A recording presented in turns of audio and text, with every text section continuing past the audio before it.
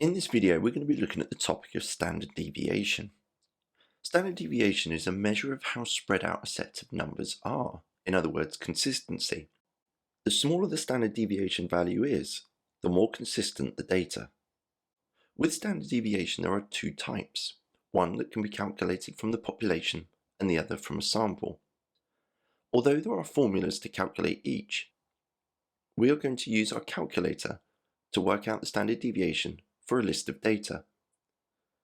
Our question states, find the standard deviation of the population below. And I've been given a string of numbers.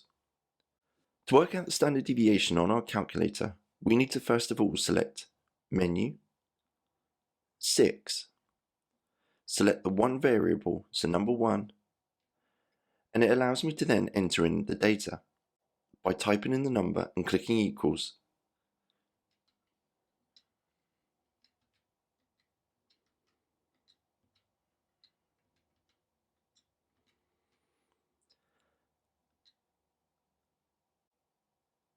Now that the data has all been entered, select Option, number 3 for the one variable calculations. The calculator has then done a range of different calculations, including the mean, to my population standard deviation, to scrolling down to my sample population, and also my quartiles.